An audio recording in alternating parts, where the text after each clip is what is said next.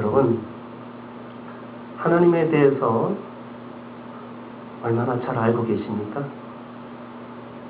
하나님의 성품에 대해서 많은 사람들이 오해하고 있는 그런 경우들을 보게 돼요. 예를 들면 하나님이 사랑이 많으신 분이다. 그렇죠. 하나님 사랑 많죠. 그래서 믿음대로 살지 않고 제멋대로 살아도 그냥 넉넉히 아주 포용해 주시고 그냥 봐주실 것이다. 그렇게 생각되시나요? 아니요. 그렇지 않습니다. 오늘 아까 여러분 읽은 본문 로마서 11장 22절 말씀을 보면 너도 찍히는 바가 될 수 있다는 거예요. 지금 하나님의 손에 복귀 한 자루가 놓여 있는데요. 열매 맺지 않는 가지들, 말 듣는 가지, 믿음의 길로 가지 않는 가지들을 잘라버린다는 거예요. 좀 살벌하죠? 오늘 말씀을 잘 들어야 돼요. 안 그러면 오해할 수가 있어요. 오해하지 않고 이 말씀에 은혜 받고 이해할 수 있기를 바랍니다. 오늘 22절 말씀을 보면 하나님의 성품 중에 두 가지가 동일하게 같은 맥락에서 이야기되고 있어요. 하나는 인자하심. 기분 좋아요. 그죠? 인자하심. 사랑과 그 은혜가 풍성한 인자하심. 또 하나는 준엄하심. 아주 준엄하심은 아주 무거워요. 그렇죠? 두 가지가 항상 공존하는 거예요. 하나님의 인자하심과 하나님의 준엄하심은 같은 맥락이 있는 거예요. 이게 준엄함이 없이 인자함만 있느냐? 그럴 수 없다는 거예요. 하나님의 공의와 심판이 함께 있어요. 하나님의 공의와 하나님의 사랑, 하나님의 사랑에 대해서만 사람들이 받아들이려고 하고 그쪽에 대한 그 염원이 있지만 정작 많은 사람들이 놓치고 있는 하나님의 공의에 대해서는 관심이 없다는 것 같아요. 그래서 많은 시행착오 문제들이 생기는 거죠. 하나님의 심판과 하나님의 구원이 함께 하나님 안에 있어요. 그렇죠. 오늘 본문에도 하나님의 인자하심과 하나님의 준엄하심에 대해서 우리가 잃어버리면, 오해하면 많은 문제가 생긴다고 말씀하는 거예요. 오늘 말씀 보면 하나님이 감람나무 하나를 심었다고 그래요. 참감람나무. 감람나무 아세요? 보신 적 없죠? 올리브 나무예요. 제가 보니까 우리나라 대추나무 비슷해요. 네. 열매가 푸르스름하다가 다 익으면 이제 까맣게 되는 올리브 나무를 이제 성경에서는 감람나무라고 해요. 참감람나무를 심었어요. 감람. 발음이 좀 어렵네요. 그죠? 감람. 쉬운 거 하려고 사과나무. 참 사과나무. 사과. 배가 날 것 같아요. 배. 참배. 네. 저 배를 좋아하고 참배. 참배나무를 하나 심었어요. 원줄기에서 이제 가지들이 막 나왔고요. 그 가지들이 열매를 잘 맺기를 기대했는데 어떤 가지들이 불평하고 원망하고 막 그러면서 제멋대로 살다가 믿음대로 살지 않는, 그래서 나쁜 열매를 맺으려고 하는 거죠. 그래서 주인이 그 가지들을 꺾어버렸어요. 싹 잘라버리고 그 자리에다가 옆에 있는 아주 못생긴 똘배, 뜨뜨리한 그 맛도 없는 아주 보잘것없는 똘배나무 가지를 잘라서 원줄기 참배에다가 이렇게 접붙였다. 뭐 그런 내용이에요.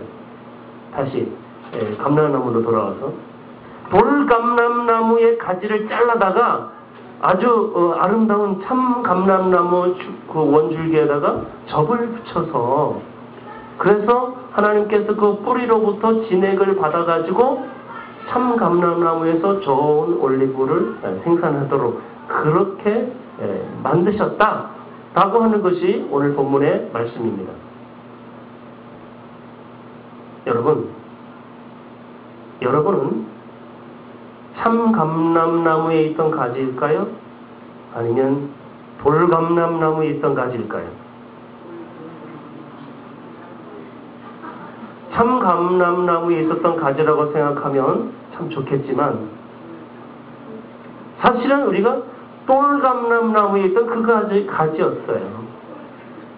거기 있어봐야 이게 보잘것없는 거, 맺히는 게 맨 더러운 거, 추잡한 거, 쓸모도 없는 거, 맛도 없는 거, 맛없는 인생을 살 수밖에 없는 그 똘배처럼 돌감람나무 가지인데 그게 툭 잘라다가 참감람나무를 딱 붙여가지고 뿌리로부터 진액을 받아서 아주 좋은 상품을 만들도록 그렇게 하셨다는 거예요. 너는 돌감람나무였는데 지금 참감람나무에 접붙여가지고 그 뿌리의 진액을 받는 은혜를 받았다. 이게 우리를 향한 하나님의 구원이에요. 이게 사실 실감이 안 나나요? 실감이 잘 안 나죠? 이게 얼마나 값진 인생이고 얼마나 귀한 사건이었는지. 우리가 이런 귀한 하나님의 은혜를 받았음에도 불구하고 너희가 만약 하나님의 인자하심 안에 머물러 있으면 다행이지만 그렇지 못하면 너도 찍힘을 당할 수 있다. 그렇게 말씀하시는 거예요. 원 참감람나무의 그런 좋은 가지도요. 이게 믿음 안에 있지 않으니까 잘라버렸어요. 그리고 아주 쓸모없는 가지를 갖다가 붙여놓고 그 가지를 하나님께서 사랑하시고 거기서 새로운 하나님의 작품을 기대하시는 거예요. 근데 만약 그 접붙여진 가지도 잘려줄 수 있다는 사실을 사람들이 착각해요.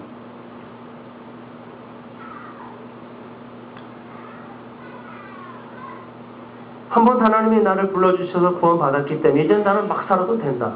절대 그렇지가 않죠. 그렇죠? 오늘 21절 말씀 보면요. 하나님이 원 가지도 아끼지 아니하시고 찍어버렸는데 하물며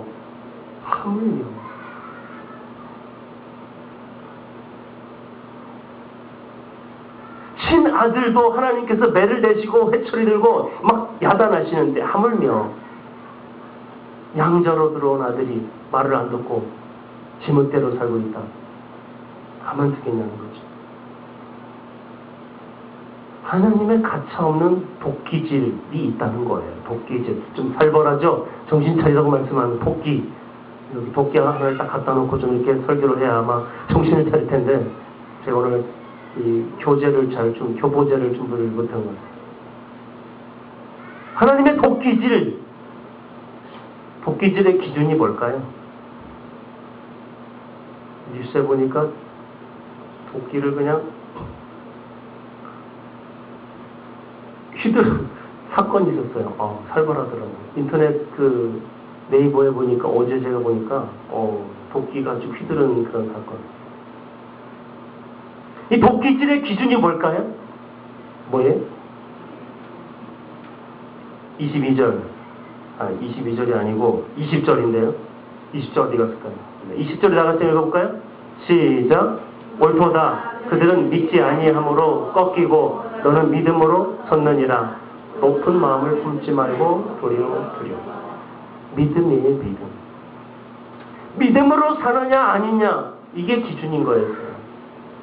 이스라엘 하나님께서 선택하신 참감람나무는 이스라엘을 말해요. 유대인. 그 이스라엘 하나님이 선택하시고 참감람나무로 키우셨어요. 그런데 그들이 말씀을 순종하지 않고 하나님에 대한 거역으로 불순종의 삶을 삶으로 도끼질을 당했어요. 도끼질. 믿음이 아니었어요. 그들은 믿음이 아니라 자기의 의로운 행위가 기준이었던 거예요. 그래서 잘라내버린 거죠. 그렇죠? 하나님께서 하나님 나라의 모델, 하나님 나라의 그 어떤 샘플로 이스라엘이라는 나라를 선택하신 거예요. 택하시고 그 속에서 그들을 통해서 하나님의 나라를 재현하시고자 했던 것인데 그들은 하나님의 뜻과는 정반대로 살아가고 있었다는 것이죠. 그래서 하나님께서 그들을 잘라버렸어요. 그러면 하나님께서 이스라엘을 찍어버렸다고 해서 하나님이 자기 백성을 버리셨느냐? 사람들이 그렇게 질문할 수 있겠죠.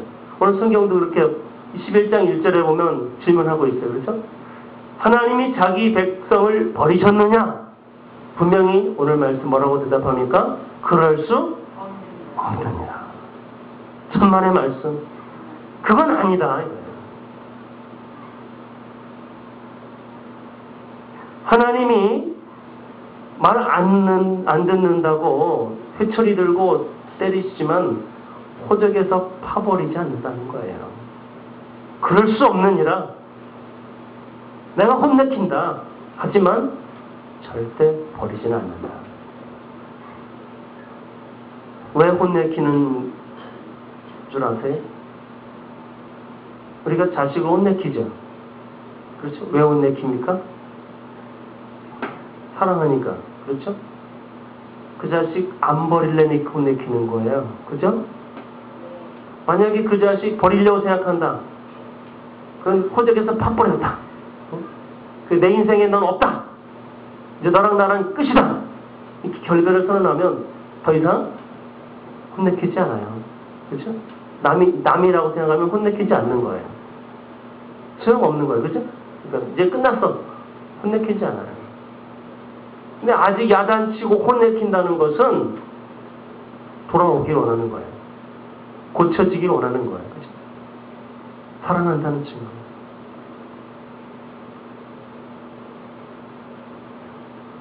하나님이 혼내키실 때 아직 기회가 있다. 이런 말씀이에요. 누가 나를 혼내키고 야단치고 잔소리하고 한다. 아직 살아나는 기회가 있는 거예요. 아직 기회가 있다.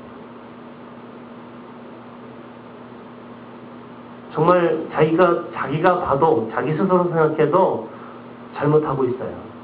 이건 아니라고 생각을 해요. 근데 정작 혼난다고 생각했는데 혼을 안 내켜요. 관심도 없어요. 그 절망인 거예요, 절망.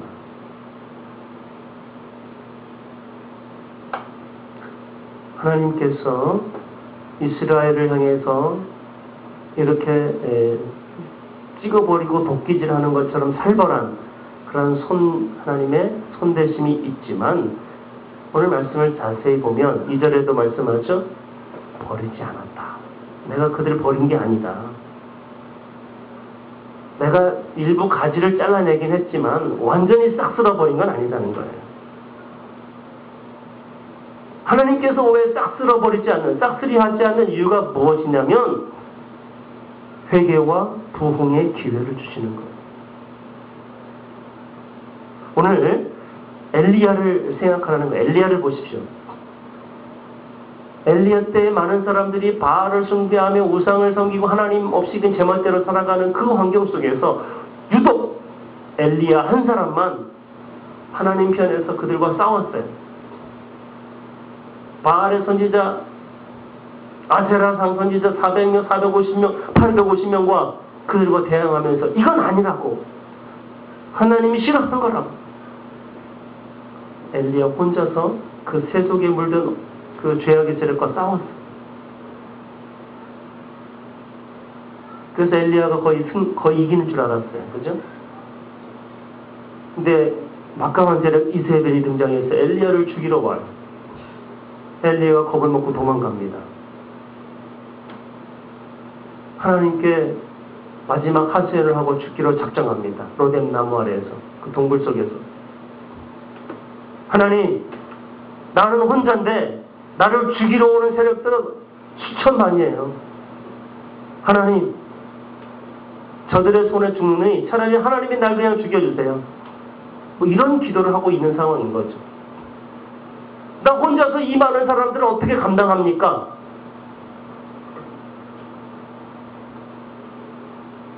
사모님 이것 좀 돌려주세요. 이렇게 쭉 돌려주세요. 필요한 사람으로 좀, 필요한 사람에게 돌려주시면 좋겠어요. 돌려서 거기다가 이렇게 헌금하도록 하겠습니다.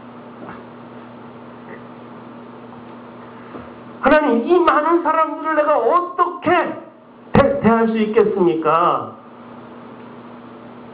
나는 혼자고 나를 향해 대적해오는 세속의 무리는 이렇게 엄청난 거대한 파도 같은데 내가 어떻게 감당할 수 있습니까? 라고 했을 때에 하나님이 어떤 답변을 주십니까? 대답하여 말씀하시기를 그게 아니다. 내가 싹 쓸어버린 것 같지만 바알에게 무릎 꿇지 아니한 7,000명이 아직 남아있다.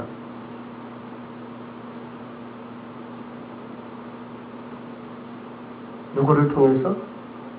이 남겨진 사람들을 통해서 내가 다시 재건할 것이다. 하나님 나라 회복할 것이다. 세상과 타협하지 않는 남은 자를 통해서 하나님의 나라를 일으켜 세울 것이다.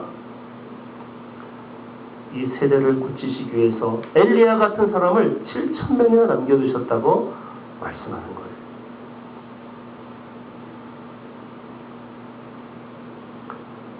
이 시대에 남은 자가 필요한 상황입니다. 하나님이 남겨두신 사람들이 있어요.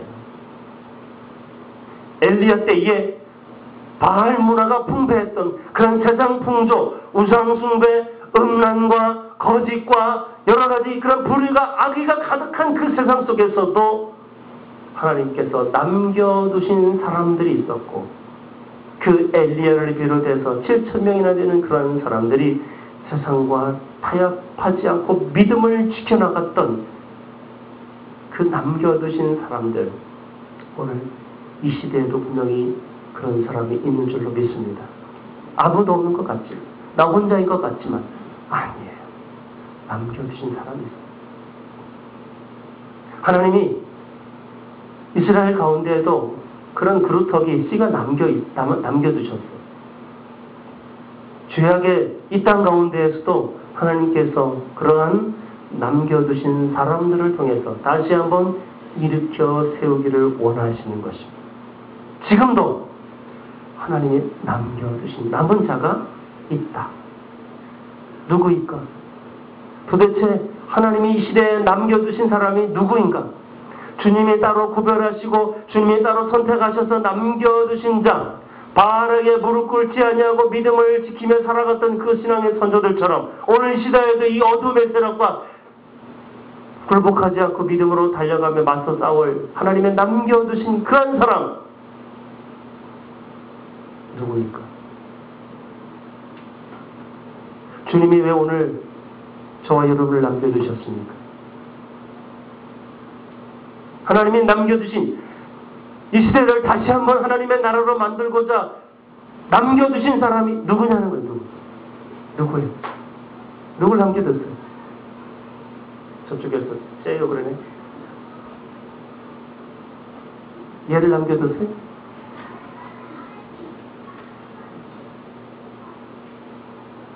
하나님이 왜 나를 이 시대에 남겨두셨는지 그 하나님의 뜻, 하나님의 그 목적, 하나님의 계획이 무엇인가? 여기에 대한 분명한 해답을 갖고 있지 아니하면 참된 그리스도인이라 할 수 없어요. 그렇지 않습니까? 구경꾼이에요. 그런 사람. 손님이에요. 관객이에요. 하나님 우리를 영화 관람하는 관객으로 부르신 것이 아니라 그 역사의 현장에 한 무대의 주역으로서 우리를 세우셨습니다. 그리고 그 맡겨주신 사역을 잘 감당하라고 임무를 주시고 그 사역을 감당하는 사명자의 길을 걷게 하시는 그러한 인생, 그것이 바로 믿음 안에서 우리를 부르시고 택하셔서 그리스도인 되게 하신 이유인 것입니다. 하나님이 왜 이 시대에 나를 남겨두셨을까? 왜일까요? 우리 같이 25절에 있는 답을 한번 같이 읽어볼까요? 다 같이 시작. 형제들아 너희가 스스로 지혜 있다 하면서 이 신비를 너희가 모르기를 내가 원하지 아니하노니 이 신비는 이방인의 충만한 수가 들어오기까지 이스라엘에 더러는 우둔하게 된 것이라. 이방인의 충만한 수가 들어오게 하시는 것, 하나님의 나라가 이방인의 수로 가득 채워지는 것, 그것을 위해서 남겨두셨다고 말씀합니다. 오늘 내가 구원받고 하나님의 자녀가 돼서 여기 예배하는 것 귀하고 복된 일입니다. 그러나 정말 하나님이 그것만을 위해서 나를 부르셨느냐? 그렇지 않다는 거예요. 이방인의 충만한 수가 채워지기까지 주님이 나를 향해 기대하시는 바, 결국에는 그리하여 온 이스라엘이 구원을 받으리라. 온 동네가, 온 세계가, 내 주변의 모든 사람들이, 베스트가 구원을 받게 되는 이 일을 위해서 나를 남겨두셨다. 아멘이십니까? 아멘이신가요? 하나님의 나를 선택하시고 구원하신 이유, 그것은 나를 구원해 주시기 위해서 뿐만 아니라, 단지 그것이 아니라 나를 통해서 수많은 이방인들이 구원받기를 원하시는 것입니다. 할렐루야! 이 사실을 깨닫지 못하면 하나님이 나를 남겨두신 목적이 어긋나면 언제든지 또다시 우리는 넘어지고 깨지고 자빠지고, 그래서 내가 지금 어디로 가고 있는지, 어디쯤 와 있는지 좌표를 잃은 사람처럼 살아갈 수가 있는 거예요. 이 사실을 깨닫지 못했기 때문에 이스라엘이 타락했고 하나님에서 멀어져 갔던 거예요. 하나님께서 이스라엘을 선택하신 이유가 무엇인가? 출애굽기 19장 6절 말씀에 분명히 그들을 불러내는 순간 이렇게 말씀하셨어요. 너희가 내게 대하여 뭐가 되라? 제사장 나라가 되게 하고 너희를 거룩한 백성이 되게 하려고 내가 너를 그 애굽 땅에서 불러냈다. 이스라엘을 선택하신 이유는 그 이스라엘을 구원해내서 이스라엘만 하나님 나라가 되게 하려는 거 아니었어요. 그게 목적이 아니에요. 그들을 통해서 제사장 나라가 뭐예요? 제사장은 하나님과 범죄한 죄인 사이를 연결해주고 중보해주고, 그래서 그 죄인들이 하나님의 백성으로 가까워져서 회복되고 해결되는 그 중간 역할을 하는 사람이 제사장이에요. 그렇죠? 제사장 나라라는 것은 수많은 이방인들과 하나님을 연결시켜주는, 그게 제사장 나라예요. 그 일을 위해서 이스라엘 선택하신 것 맞죠? 선택받은 백성, 그 선민이라고 그래요. 이스라엘은 선민이라는 생각을 착각했어요. 자기들만 하나님이 선택하셨기 때문에 자기들에게만 구원이 있다, 이렇게 생각한 거예요. 선택받지 못한 다른 이방인이라는 것은 이 오리지널 말고 짝퉁, 그런 얘기예요. 쓸모없는, 가치 없는 이런 생각인 거예요. 그래서 그들을 이방인 취급하고 심지어는 개 취급하고 그랬어요. 사람이라고 생각 안 했어요. 하나님의 목적과 계획에는 쓸모없는 인간이라고 생각했어요. 그래서 자기들만 선민이라고 생각하면서 결국 그게 범죄와 타락의 길로 가게 된 계기가 된 거예요. 그들이 제사장 나라로서의 부르심에 대한 이 부르심이 확실했더라면 그렇게 살지 않았습니다. 그렇죠? 오늘도 마찬가지입니다. 하나님이 저와 여러분을 왜 불러주시고 왜 구원시켜 주셨느냐? 단지 나 구원시키기 위해서 불러주셨느냐? 나 하나님 나라 가기에 불러주셨느냐?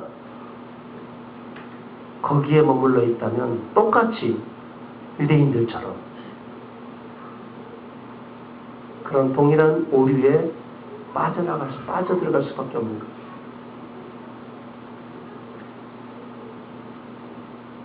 죄악 많은 헛된 세상 속에서 우리가 아직 살아가고 있고 아직 남겨두신 이유는 우리로 하여금 너희는 거룩한 하나님의 백성이고 하나님의 제사장, 왕같은 제사장으로서 하나님의 아름다운 덕을 선포하면서 그들과 하나님 사이를 연결해주는 제사장적 사명을 감당하라고 우리를 불러주신 줄로 믿습니다. 연결고리가 되어야 되는 연결고리. 오늘도 우리와 함께 연결되어 있는 수많은 관계들이 있습니다. 부모, 형제, 자식, 친구, 친척뿐만 아니라 내가 늘 만나고 함께 이야기하고 많은 시간을 같이 보내고 있는 나의 사랑하는 그런 베스트가 있어요. 그 가운데에서 하나님이 나를 제사장적 사명으로 불러주시고 이 땅 가운데 이 죄악 많은 소돔과 고모라 같은 이곳에 우리를 남겨두신 이유는 제사장적 사명을 감당하라고 불러주신 거예요. 이제 우리가 해야 할 일이 분명한 거예요. 내가 가서 다리가 돼요. 다리. 험한 세상 다리가 돼요. 뭐 그런 노래 있잖아요. 그죠? 하나님과 세상 속에서 우리가 다리 역할을, 이 가교 역할을 잘 감당할 때에 주님이 나에게 오늘 이 시대에 무엇을 말씀하시고 무엇을 기대하는지 그 사명을 발견할 수가 있는 거예요. 주님의 음성에 귀 기울이시기를 바랍니다. 그저 나 한 사람 구원받기 위해서 아니에요.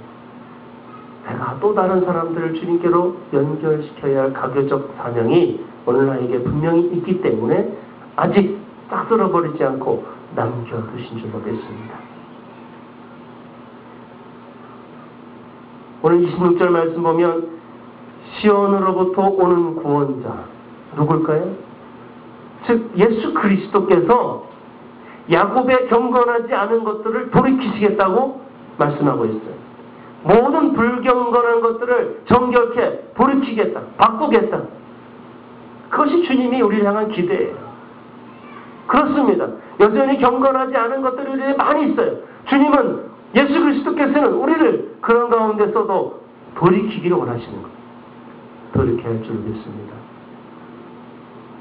그들의 죄를 없이 해 주시겠다는 이 언약을 주님이 반드시 이루십니다.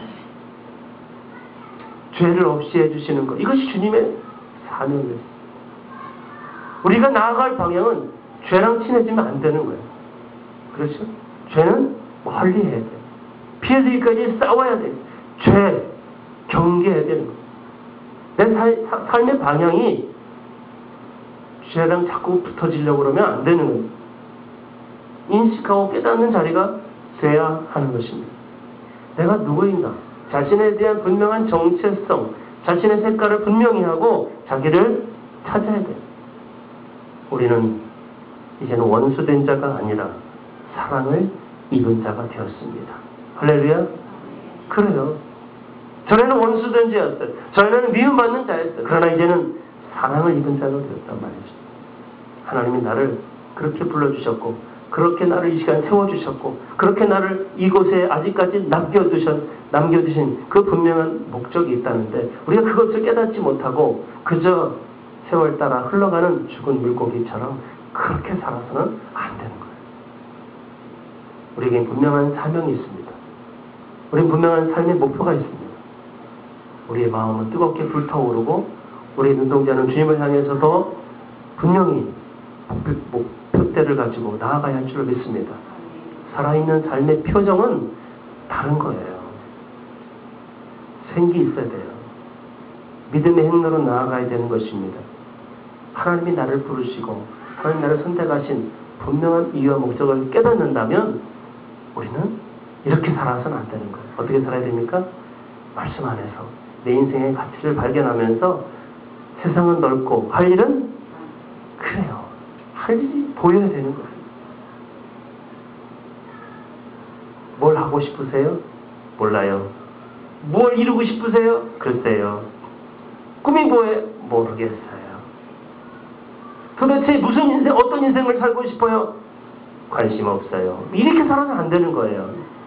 이거 아니에요. 이거 아니에요. 그죠? 오늘 당장 오늘 내가 죽는다 할지라도, 오늘 지구의 종말이 온다 할지라도, 사과나무 하나 심으러 갖는 그 정도가 아니라, 하나님이 나에게 맡겨주신 그 사명을 마지막 숨이 넘어가는 그때까지 주여! 하면서 내가 하나님 나라의 깊은 꽃으로 가는 오늘도 후회 없는 삶을 살기를 원합니다. 오늘 29절 말씀 우리는 소망과 유래의 말씀을 같이 읽고 마치려고 합니다. 오늘 29절 말씀 다 같이 읽어봅시다. 함께 시작. 하나님의 은사와 부르심에는 후회하심이 하나님이 실수하지 않으신다는 거예요. 저와 여러분을 불러주실 때에 실수하지 않으셔요. 아, 내가 쟤 괜히 불렀어. 진짜 그렇게 말 안 듣고 진짜 믿음의 길로 안 가는 쟤 내가 괜히 불렀어.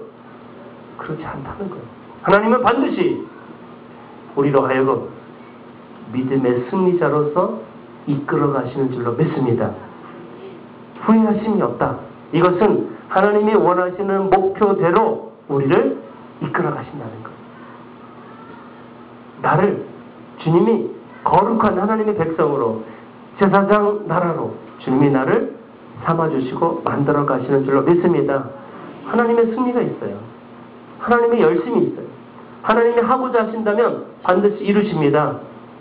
아멘이십니까? 하나님 결코 포기하지 않으셔요.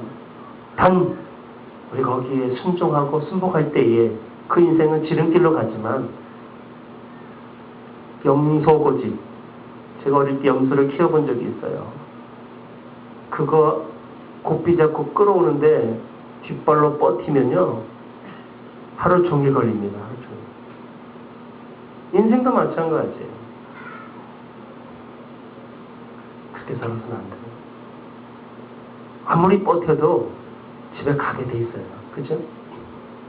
주인이 끌고 가는 대로 가게 돼 있어요. 단 엉덩이 한 대 회초리로 시커 두들겨 맞고 가죠. 그죠? 그 차이가 있는 거예요. 하나님은 우리를 통해서 반드시 하나님의 나라를 이루실 줄로 믿습니다. 나를 구원하신 이유, 나를 통해서 하나님 나라 만드시려는 거예요. 나를 통해서 우리 가정이 하나님 나라 되기를 기대하시는 거예요.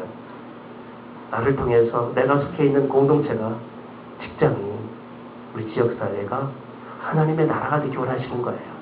이게 제사장 역할이고 이게 주님이 나를 불러주신 목적인 줄로 믿습니다.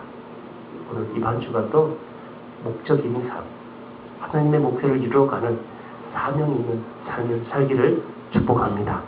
우리 한번 기도합시다. 주님, 오늘 내가 헛되이 인생을 허비하지 않고 주께서 이끌어 가시는 주님이 원하시는 삶으로 순종하며 살아가겠습니다. 우리가 결단하며 한번 기도하겠습니다. 걸어가신 하나님,